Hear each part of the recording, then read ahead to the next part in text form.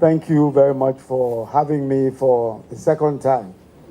As the chairman pointed out, I spoke to members of Lekki Residence Station about maybe less than 4 years ago, maybe 3.5 years ago.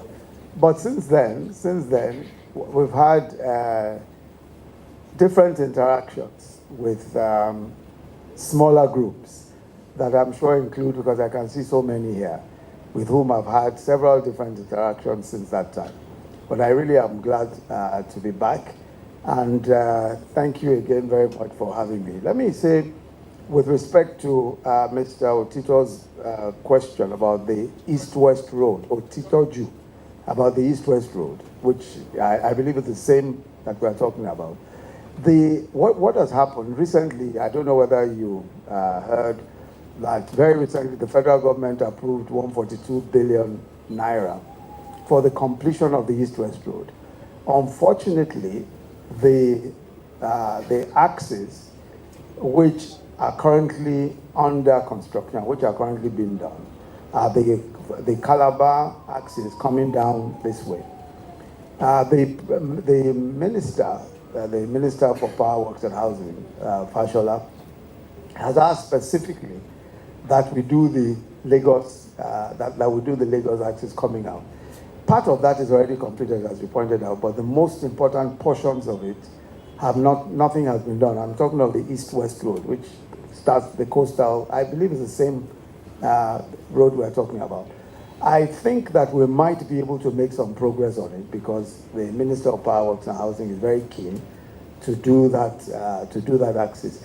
And the only problem, one of the reasons why people left is because of the encumbrances on the road already and the fact that many people are asking for serious compensation. I do not agree, I'm sorry, that the place is free. Oh no, it isn't.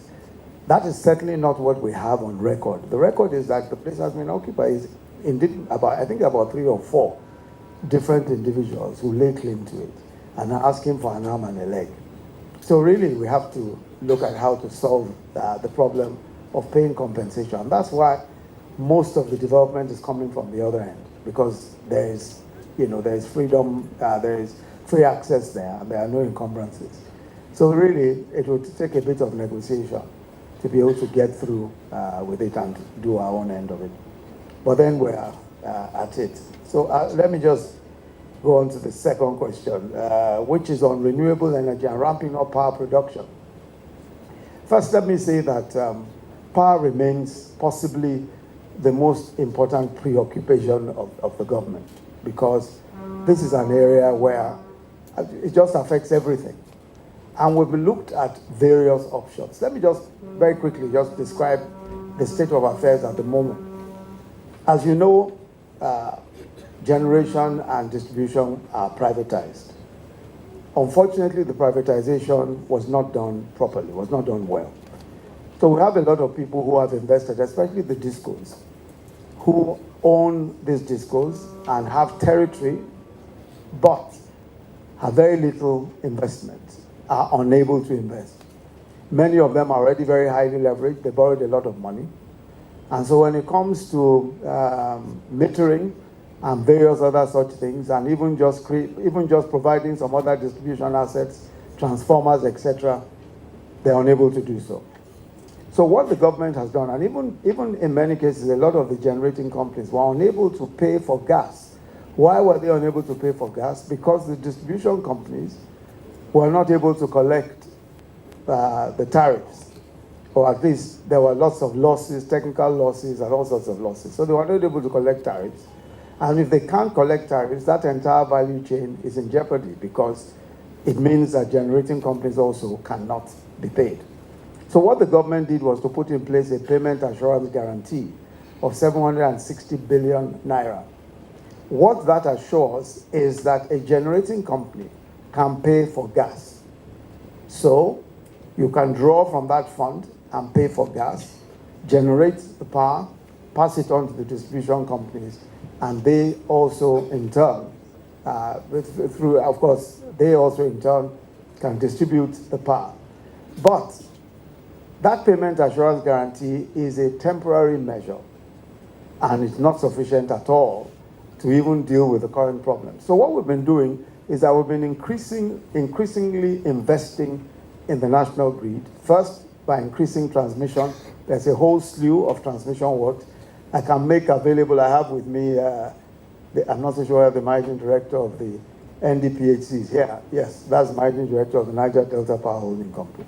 The Niger Delta Power Holding Company is a company that has been providing most of federal government's own contributions to the power sector. And there's a whole long list of various transmission projects. We believe that if we complete those transmission projects, there will be a significant improvement in generally the transmission. But the more important thing is going forward, what are we able to do? And the most, if I'm not so sure how many people follow the power sector that closely, aside from knowing that there is a shortage of power. We have something called the Eligible Customer Declaration, which is to the effect that if you are able to provide power, you can provide power and sell your power on a willing buyer, willing seller basis.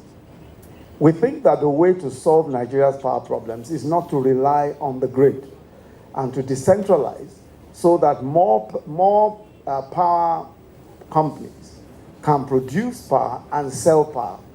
So, for example, the Lekki estates may wish to sell, and some already do anyway, may wish to have their own power source or their own power company, and that power company, of course, will sell at a tariff that will not be regulated.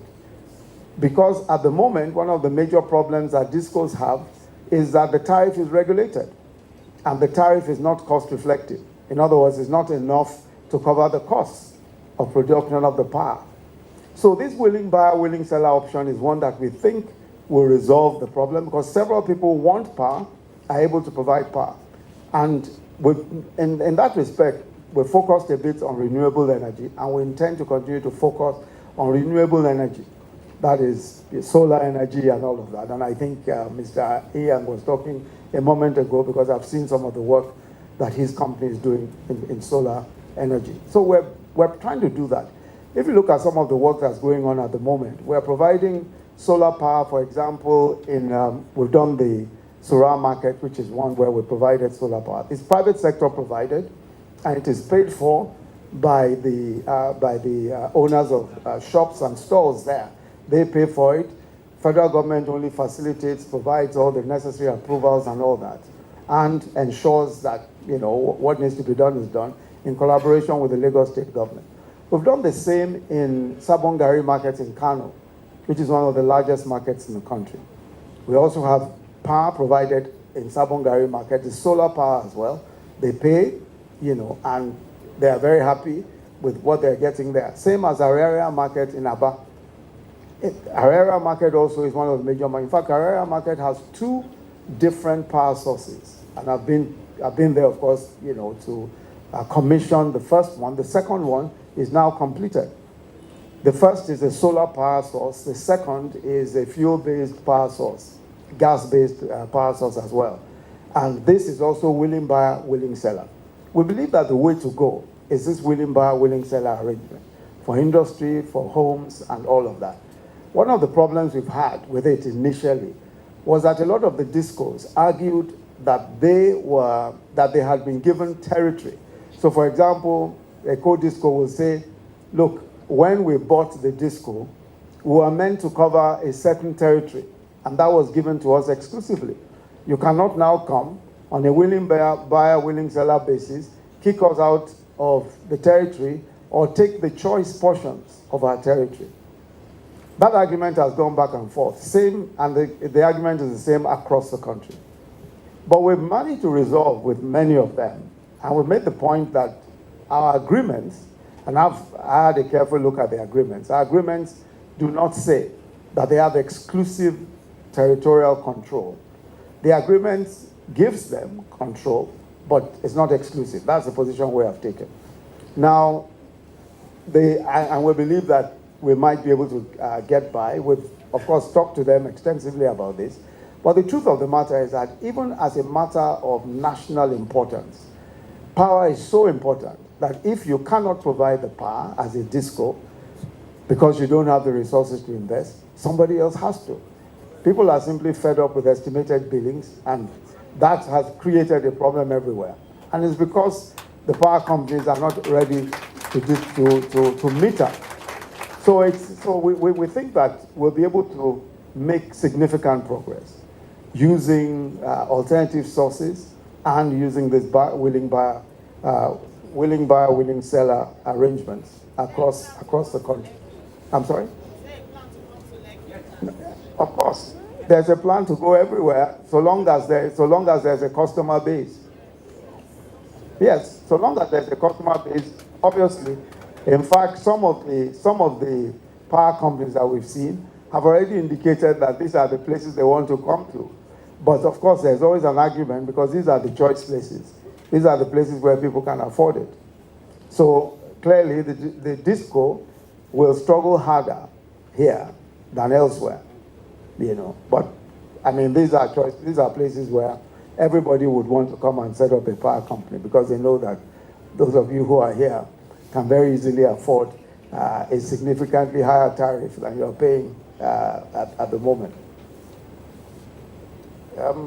There was a question from Mr. Dosekun about rural-urban migration and what are we doing to provide opportunities. One of the things that I've seen just going around the country is that the north is where you find the least rural migration. That's where you find the least. Of course, you find a lot of northerners here, but in the past few years, you'll find that the north is where most people just remain, partly because farming is big in the north. Smallholder farms, middle-sized farms, huge farms. There's a massive employment in farming in many parts of the north. As a matter of fact, places that were formerly abandoned, farms that were formerly abandoned, many of the farmers have gone back. Why? Because grain farming is very lucrative. Rice, sorghum, millet is extremely lucrative. What is more, the Anchor Borrowers Program, which is a program for lending to farmers, has taken root there. Over 760,000 farmers have gotten loans from the Anchor Borrowers Program. So there is a lot of activity around farming in the north, and that's one of the ways by which that tide is stemmed, the tide of rural migration. Were that not the case, I certainly believe that most parts of the country would be flooded with just migration coming from that part of the country in particular. So that's one aspect of it. But the other aspect of it, of course, is that several people in the south, for example, look to Lagos as naturally the place to come to. And that's not, part of it, of course, is that it's because there are not enough opportunities. But also part of it is because Lagos offers massive opportunities. Lagos is, as has been said, 20 million people. I mean, practically 60% of business is here. So there is a sense in which people would want to come to Lagos. I mean, there are very few countries in Africa of the size of Lagos. So, I mean, Lagos will always be attractive for people to come to. But the other part of that is that if you look at some of the other states, what really needs to be done by state governments. And I must say that many state governments really just have to clean up their act and do a lot more. And I'll give a few examples. If you look at what used to be called the Western region, the Western region, of course, comprised Lagos, Ogun, Oyo, and several of these other places. But at a time, the Western region was completely, and several of the other regions, but I take the Western region because this is where we're at. The Western region was at the time completely self-sufficient. As a matter of fact, the Western region not only provided all of its own roads, provided all of its own schools, free education. It provided, it had the first television in Africa, in fact, ahead of Europe, ahead of Belgium, ahead of South Africa, and several other such stuff. How did they do it? Two things, agriculture and taxes. Simple. But the taxes were high. In order to fund free education, the Western region moved taxes from 6 pence to 10 shillings then. Significant amount of money, caused a lot of rioting, people fought, people complained, people went wild all over the place. Fewer people than we have today, fewer people working, but they paid the tax. And on account of that tax, that was done. And this is the conversation that I've been having with the governors, because I chair the National Economic Council, which holds every month. And we've challenged them that because the federal government does support many of the states, the only state that escapes, that usually doesn't get much support is Lagos State. Because Lagos State is, reasonably wealthy. But just as has been pointed out by both Jide and Femi, both of them have said that, look, Lagos State, the entire budget isn't even the fire service of New York. So it still doesn't have enough. But the point to be made is that the states really have to step up to the plate. Without the states doing something serious, it's going to be extremely difficult. There's no federal government that has the resources to do what the states ought to do for themselves.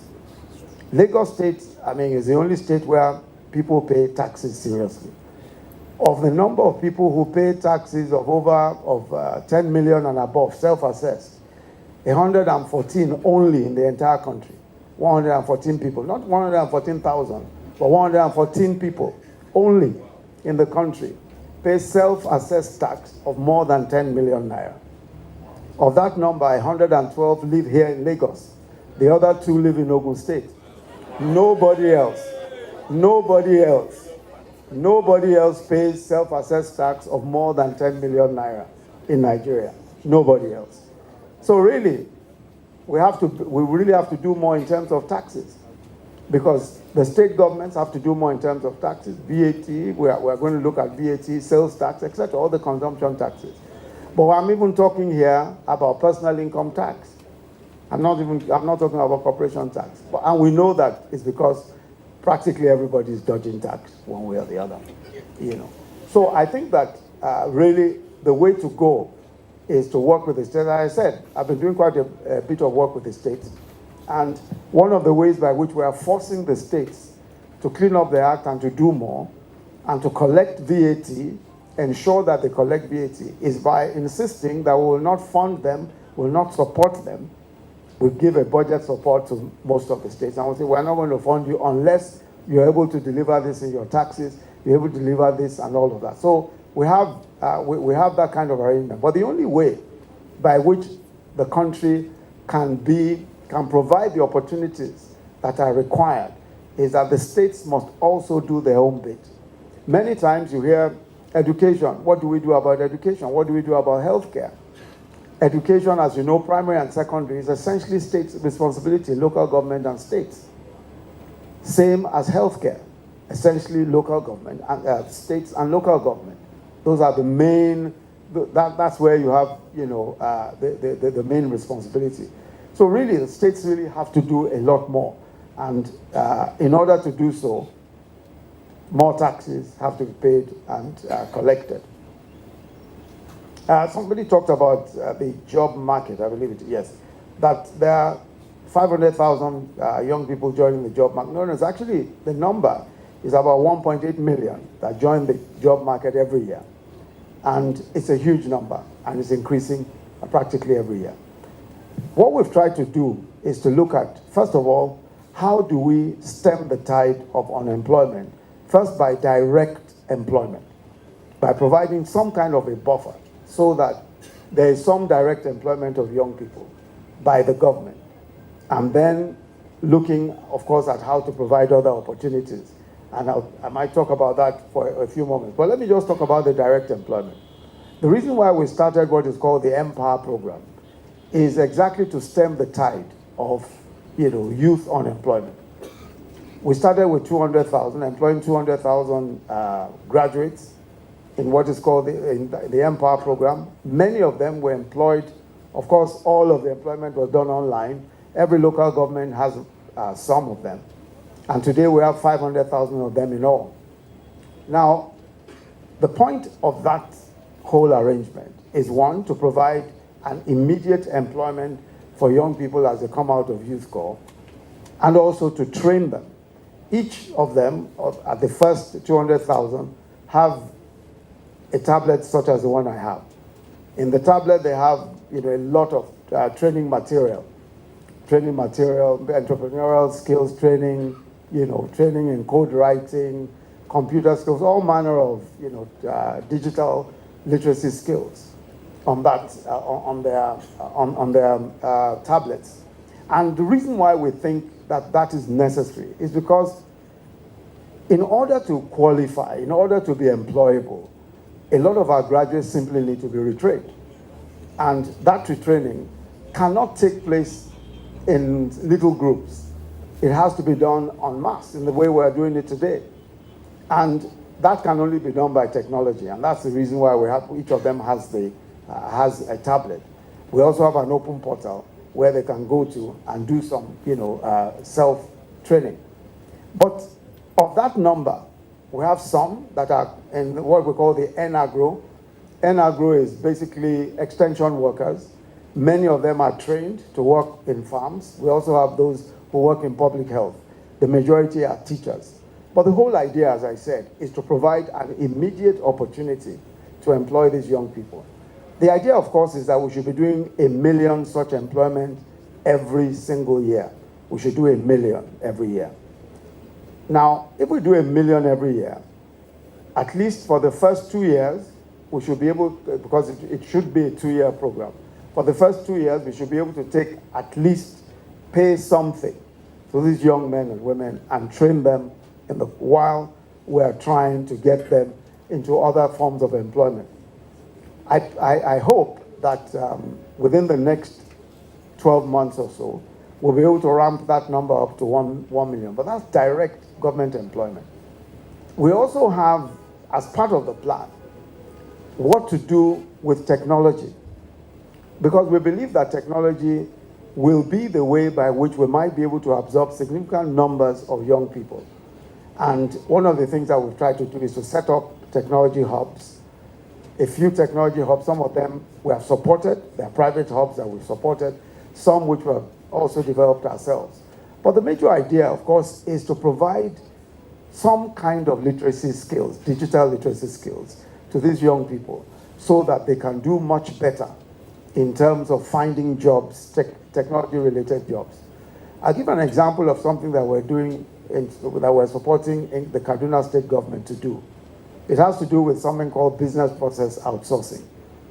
Many countries, such as India, have large numbers of young people, as ourselves, have already, years ago, started business process outsourcing. What that simply means is that, say, a company like Apple that makes iPads, they would train a large number of young people who can be troubleshooters for them, who can take calls on problems with iPads and other Apple products and all of that. But they train them in their own home countries. So that if you send an email from your Apple saying that you have a problem with the product, somebody in India, some young man in India answers it. If you make a call, some young man or young woman in India answers that call. And they're given money, they're paid money right there in their own country. So they are quite decently paid because, of course, the cost of doing the same in these various countries, of course, is a lot more. So what we try to do now is that we're doing exactly the same. We want to be able to do a minimum of about 200,000 such trainings.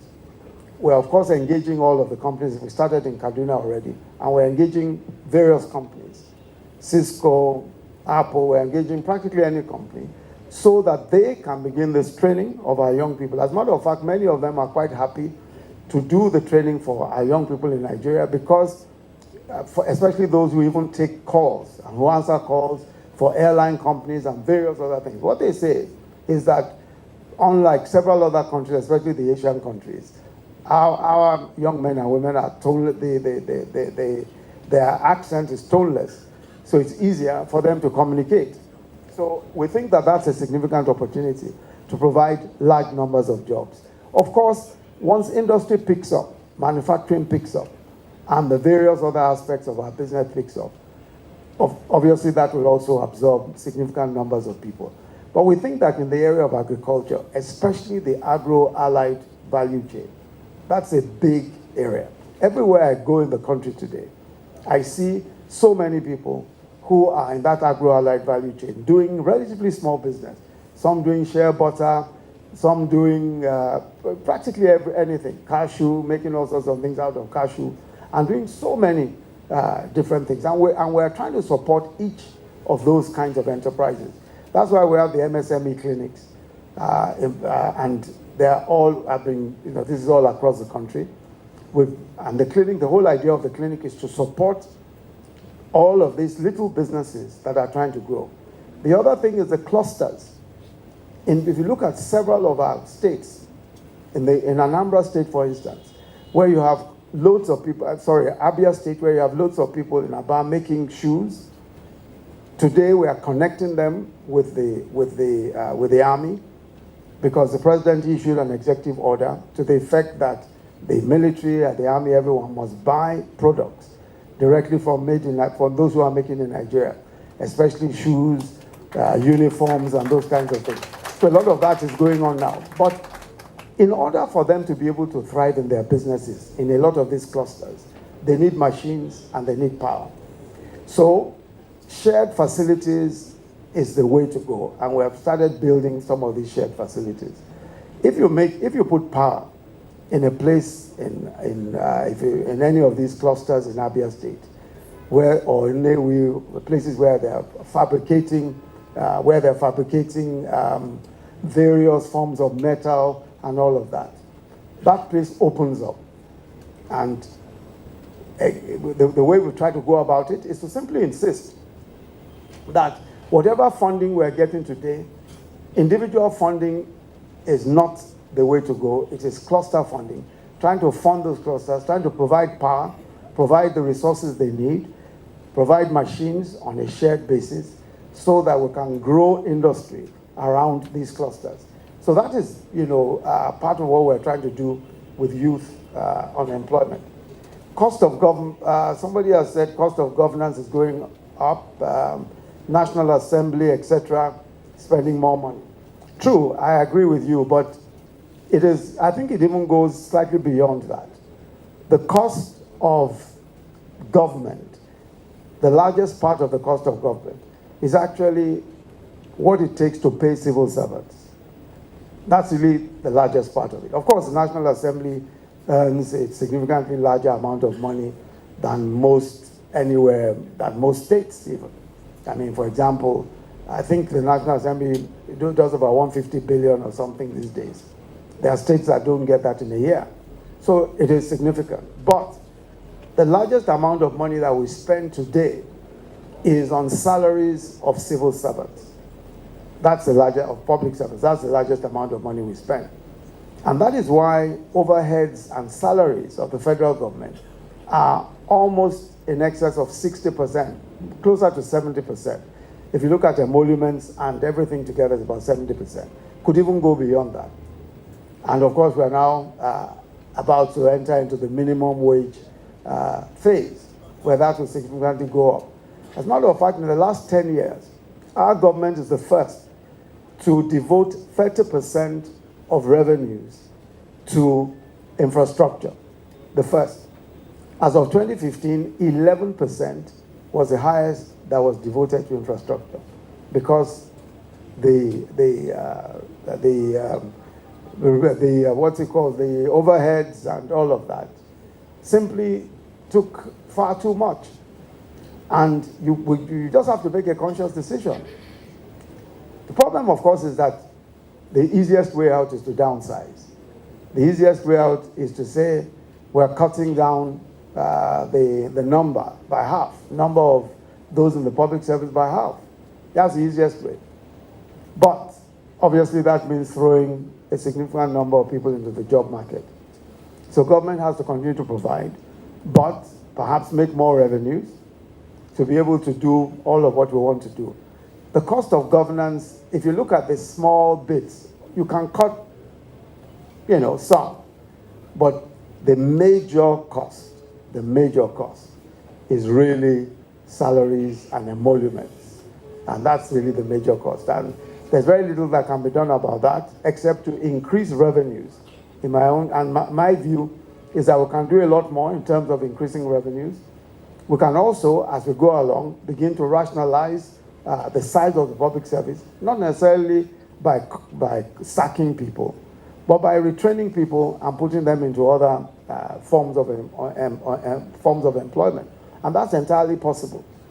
But at the moment, the real issue, as I said, is the cost of civil service.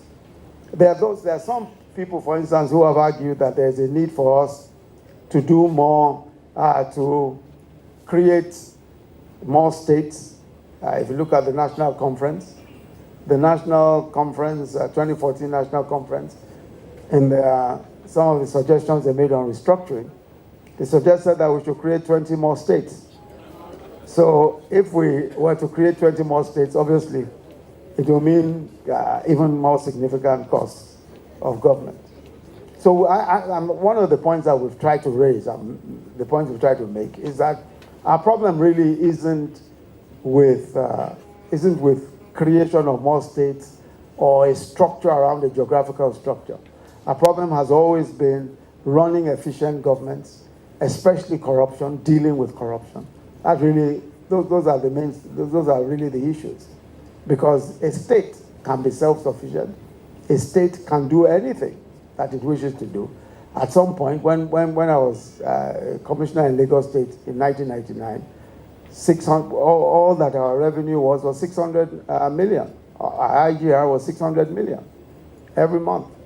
As time went on, we climbed up slowly to about 3 billion until President Obasanjo seized our local government money. When he seized our money, because we created new local governments, we all sat down and decided that, look, we have to make this place work. How do we make it work? We restructured our tax system, the tax institution. We created the LIRS, made it autonomous, and introduced several other things around that, and began to make more money. Today, I'm not even so sure what it is. We are probably close to 30 billion from 600 million. So it's possible. Anything is possible, but it really is more efficiency and ensuring that we do the right things and spend the money in the right places. Security is, I think the point was made here, is that security is a major threat. Let me just start from Boko Haram and come down. Boko Haram was a major threat.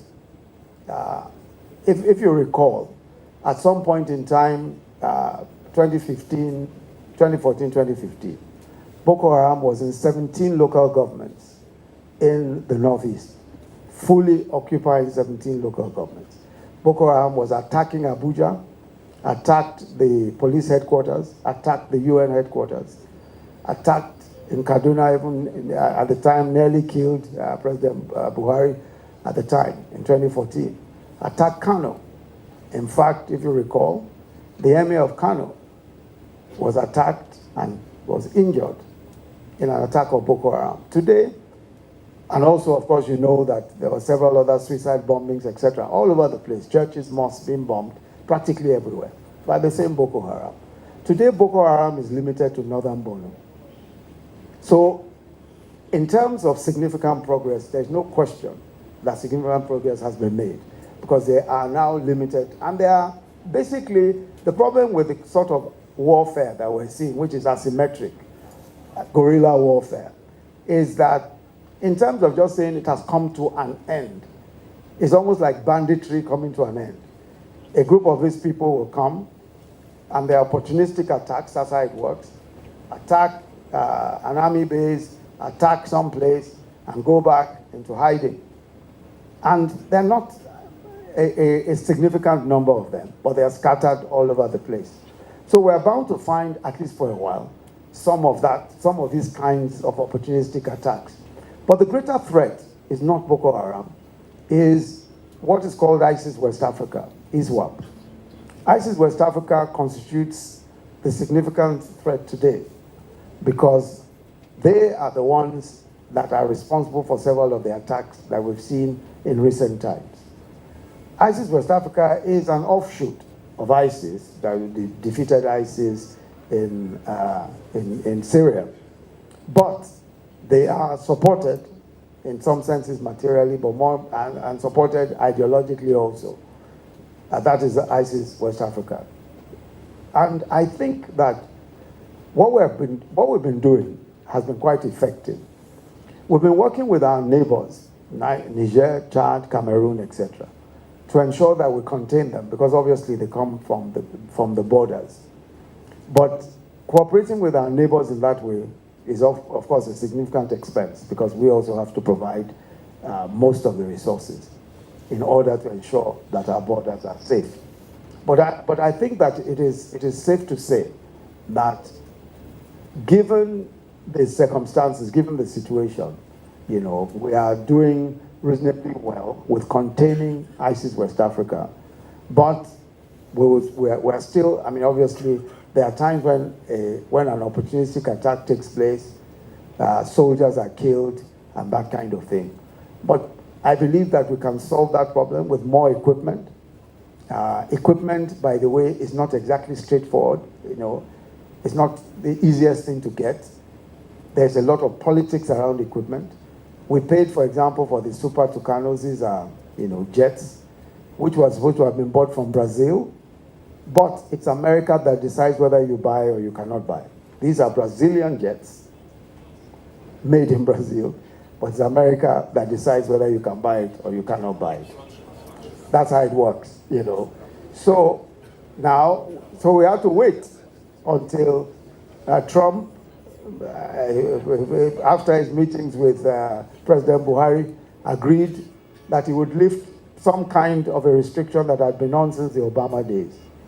That has been done, but we're still waiting for our Super Tucanos. We still don't have them. So you want to buy any kind of platform, whatever, whether it's an aerial platform, whatever type of platform you want to buy, from Italy. The process of doing those things is affected by geopolitics. It's not straightforward at all. You are going to spend a lot of time persuading governments, persuading this and persuading that, before you can get any kind of equipment. So getting equipment is a very, very difficult and extended, long process, which is why, I mean, people just say sometimes, why don't you just go and get some guns from here and there?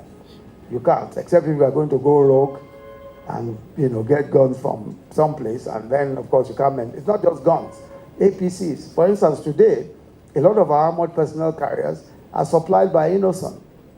Innoson is the Nigerian manufacturer. They supply a lot of our APCs. Prof, another Nigerian company, also supplies a lot of armored cars, a lot of our APCs. They supply them. Because obviously, the reason why is because, it's much, much easier for us at least to get from them. It's faster to get from them than to import. So the whole process, I mean, sometimes you hear many countries talking about supporting Nigeria. I don't want to mention names for matters of diplomatic courtesy. But the truth is that they can supply, I think they prefer to supply humanitarian type aid than supply equipment. Now supply the kinds of equipment that will be required to deal with the problem once and for all. So the French-speaking West African countries are slightly better because they have something called an EDS arrangement with France. Whatever equipment is decommissioned from France goes to many of these countries. So they at least have some basic equipment. We don't have that kind of arrangement, unfortunately.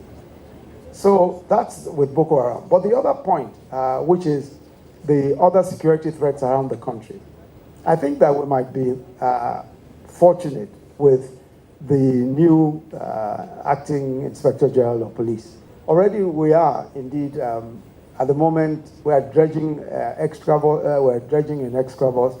We're also dredging the Warri port in order to be able to provide more ports. So there is quite a bit of activity around that. As a matter of fact, the Warri port is one of the more important ones for us at the moment, in order to be able to decongest what is going on in Lagos. part of the decongestion is the rail line that is starting from the Lagos port, going all the way out to the hinterland, because the major issues that we have are with transporting cargo from the ports, and you must have rail. So the new Lagos Kano rail also comes from the Lagos port, and I'm sure we'll be able to get a lot of, we'll be able to do a lot of that coming out of this. But the port is a very small port. The Lagos port is a 34 million metric ton port, and is doing at the moment over 86 million metric tons. So it really is, you know, way beyond its nameplate. And we think that once the roads around the ports are completed, which is what we're doing at the moment, and the roads leading out to the wharf are completed, we'll have some relief. But the most important thing is making sure that we have alternative means of taking goods out of the ports, which is really the rail. And we hope to commission the rail, the Lagos Kano rail, the Lagos Ibadan end of it. Hopefully by the end of this month, we hope we'll be able to commission that. So,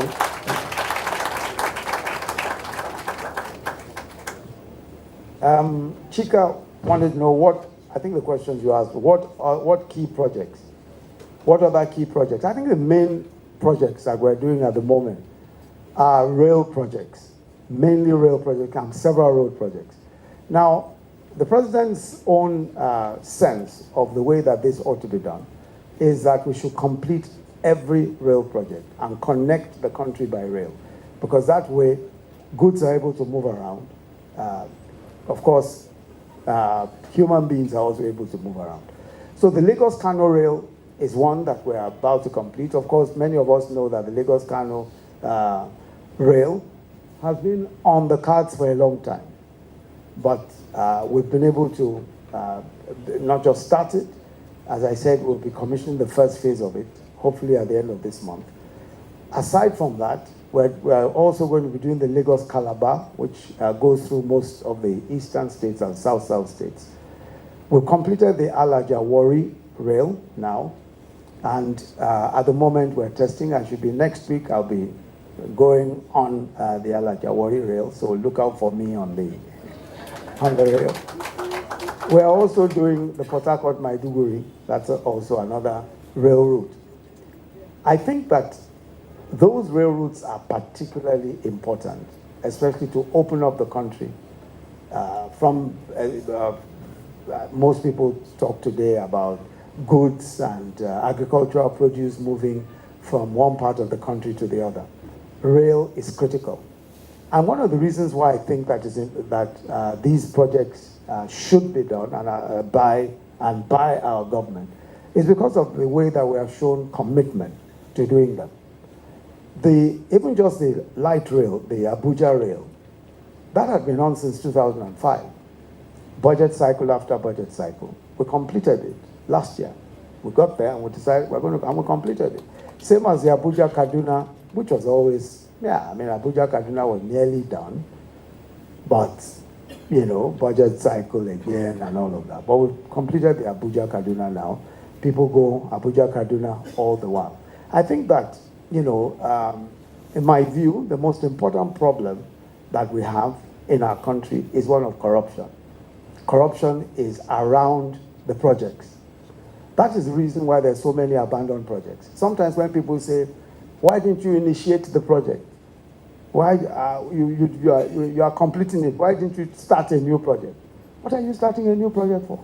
This country is full of abandoned projects. Full of abandoned projects. There's no need for much thinking again about our infrastructure in Nigeria. Look at the Mambila Hydro project. 40 years. Everybody knew that the Mambila Hydro was an important. 40 years. We're starting the Mambila Hydro now. We only just sorted out all the loans and all of what is required. We're starting it now. Even the second Niger bridge that has, generated a fair amount of concern. That second Niger bridge was hurriedly commissioned. There was no design of the bridge. There was no design. It was commissioned, but there was no design. So now we're doing the second Niger bridge. Yes, there was no design. And, but anyway, now we're doing the second Niger bridge. A lot of the work that's going on in Second Niger Bridge today is just the foundation. When you at the piling, when you look at the piling of the Second Niger Bridge, it's like building a 12-story building down into the earth. That's what it involves. And we've nearly completed the piling. The infrastructure around it, because several roads need to be built around it to lead to it and all of that. The designs of those roads have now been completed. We're also doing that. As I said, the most important thing about projects is that they are delivered honestly, that there is a desire, the moment you want to start them, to complete them. Because the easiest way of stealing resources is by starting a new project, mobilizing a contractor, and the mobilized funds can go wherever they please, right? At the end of the day, next budget, we do it again, and we do it again. And if you look at all of the projects that we have in our country today, the reason why they're never completed is because somebody somewhere must be making some money out of it. Look at Lagos-Ibadan Expressway. Some guys built that Lagos-Ibadan Expressway under the military. How long did it take? But today, we're basically rebuilding that road after nearly 20 years, over 16 years. We're now, determined to complete that road. That's just the Lagos-Ibadan Expressway. And the most important road, if you like, in terms of traffic, connecting Nigeria's commercial nerve center. So I think that just in terms of what needs to be done, it is for us infrastructure, including power. That's really what needs to be done. And if we can fix Nigeria's infrastructure, this country will move forward quickly. If we can fix power, fix the roads, fix rail, ensure that we just do it the way that we're going at it now, just do it diligently, complete them, our country will be a different place. Somebody was asking about an I-95, just building, connecting roads from state to state. Of course. Why not? It's entirely possible. But you need government that is serious about corruption. That's the honest truth of it. People can talk from now till eternity. But a major problem of our country has always been corruption. That's a major problem. I was talking to a group of religious leaders the other day, and I was saying to them that it appears to me that there's an elite conspiracy about corruption in our country. It's not just politicians, religious leaders also, business leaders. There's an elite conspiracy. But the worst form of corruption, which is what we have stopped now, is grand corruption, where the president of the country can simply take money from the treasury, any amount of money from the treasury, and do as it likes with it. Not so long ago, somebody withdrew $292 million in cash, a few weeks to elections. 292 million in cash, a few weeks to elections. Ostensibly for security purposes. Nobody knew where the money disappeared to. $292 million in today's money is almost 80 billion. The total amount of money that we're spending for 2 million market women, petty traders, giving them the 10,000 naira, 20,000 when they pay back, etc., is 20 billion for 2 million. So if we had 80 billion, think of what we could do. That's times 4. So we could actually do almost 8 million, give 8 million small microcredits. But that's just one. There has been cash withdrawals of up to 60 billion, cash, naira, 60 billion. And these are huge sums of money. With 60 billion, there's hardly any road project you cannot complete. But this is the nature of our country. And I'm not necessarily blaming anyone or any government. But I think we as an elite must question all of these issues. There is no country in the world where money is stolen on that scale and we should expect to see progress. There's no country in the world. Nobody can. If you steal that kind of money relative to what we earn, I keep giving the example of 3 people who in the so-called strategic alliance contracts made away with upwards of almost $3 billion. $3 billion. Our external reserves at the time stood at 28. But 3 Nigerians, including a minister, made away with almost $3 billion US. The truth is that our elite, our own elite, the Nigerian elite, we look the other way. We are very good at analyzing. We're very good at analyzing what is wrong with the economy, what is wrong with this, what is wrong with that. But somehow people remain remarkably silent on corruption. I think that if you are going to talk about the Nigerian economy, we've got to ask ourselves very hard questions about corruption. We have to. This is not Denmark. This is not Finland. This is a place where the truth is stranger than fiction. In many, many, many cases, it's simply stranger than fiction. If you look at the kinds of money that has disappeared, it just doesn't make any sense. It doesn't make any sense. No country should be able to survive this.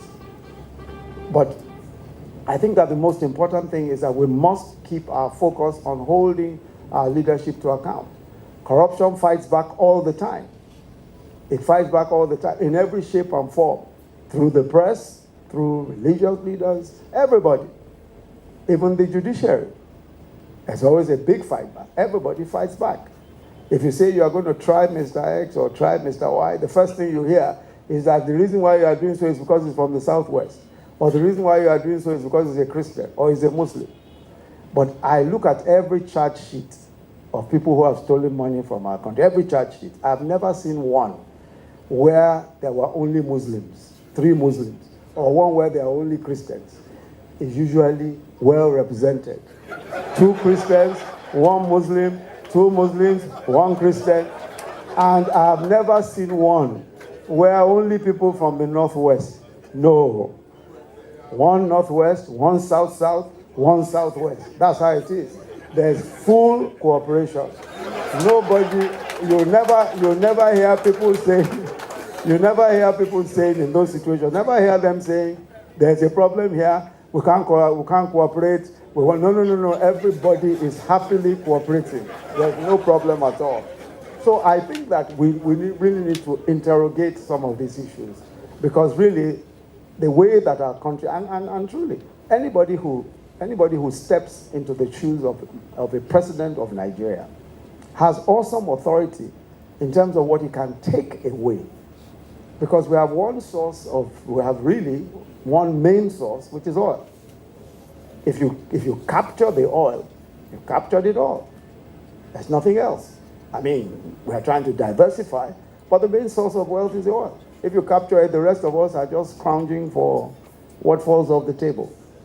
So as for me, honest leadership is not, we simply cannot overemphasize it, especially for a country such as ours. Somebody wanted to know whether the president is healthy. He is healthy. He's very, very healthy. He's campaigning all over the country. He was in Edo and Warri today. Is it today? Kaduna today. He's everywhere. So he's very healthy. I think that after his illness, somehow God seriously resuscitated him, and he's much healthier, I think, than ever before. Of course, there are those who will say that he's actually a Sudanese man walking around. You never, with Nigeria, with Nigeria, there's never a dull moment. Never a dull moment. I think I've already talked about youth, what we're trying to do about youth employment. The last is about women.